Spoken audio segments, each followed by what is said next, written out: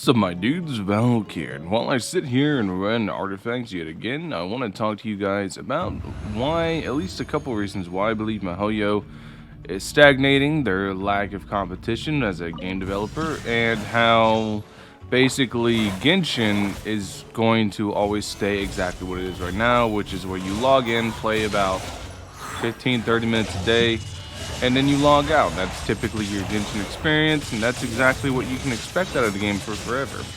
Well, if you guys don't know, there have been quite a few games touted as the Genshin killer, or the game that's going to challenge Genshin, but in my opinion, Genshin is literally, I've said it time and time again, Genshin's literally the Fortnite of gacha games. It is gigantic. Genshin is huge. Genshin came out at a perfect time. Everybody was locked in our homes due to quarantine, and there were no other games out because good games are hard to come by. Like, good games do not come out very often. There's just no other good game out. There's nothing to play, and everybody was locked inside their homes anyways. So this free Breath of the Wild-esque experience comes out, and everyone gives it a shot, and it's actually a phenomenal experience. Like, I'll never say Genshin's a bad game. It's a great game. It's a wonderful game. It just has its flaws, and there's reasons behind everything. But Genshin came out at a literal perfect time for them to just absolutely blow up, and that they did. They struck an audience that nobody would ever think to strike, and that's everybody. They hit the hardcore PC audience because they didn't have anything, because there's all this stuff going on with World of Warcraft. Nobody wants to play World of Warcraft right now and support Blizzard, and I don't blame them. Like, I don't blame them at all. If you guys don't know what's going on with that situation, you can go look it up yourselves. I'm not that kind of channel. I'm not going to cover it. But there is a lot of stuff going on there, so nobody wants to play WoW. Nobody wants to play basically any other MMO. Final Fantasy XIV is a fantastic MMO. It's just not for everybody.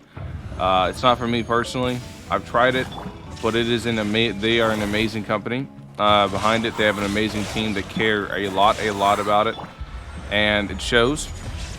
But really, there was no other game for most of the people out there, so Genshin came out at a perfect time to just absolutely succeed, and that it did. They took advantage of every opportunity, and it just blew up. It is literally, I've said it before, it's the Fortnite of gacha games. It is an absolutely massive game that I doubt we'll ever see another one of. We'll ever see another success story like it. But being that big presents its own issues. In fact, that it doesn't have any competition whatsoever to keep it in check. It doesn't have anything like that. There's zero competition inside Genshin that's actually going to keep Genshin in check, very simply because they're just too successful at what they do.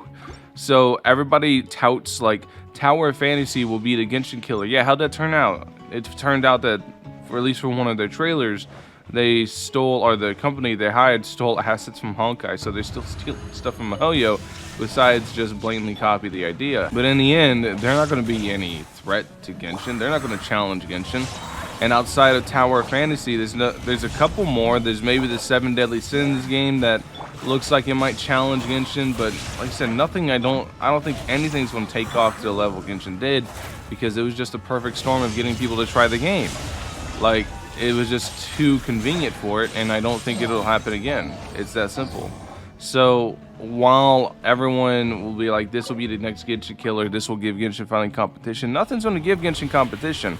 And because of that, I see no reason for MiHoYo to actually progress their game. I see no reason for MiHoYo to change their formula whenever they've been so successful doing exactly that. Why would they, right? I wouldn't if I was them. So that's why I want to make this video, just talking about it, trying to explain why I keep making videos. It seems like all the videos on my channel are just negative stuff, or negative takes, or negative things, or negative opinions, or whatever, or rants, raves.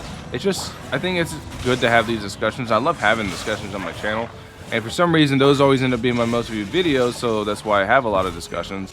But I think it's important to have those discussions and talk about stuff like that, because then we can all share our opinions on it and, you know, see exactly what everybody thinks.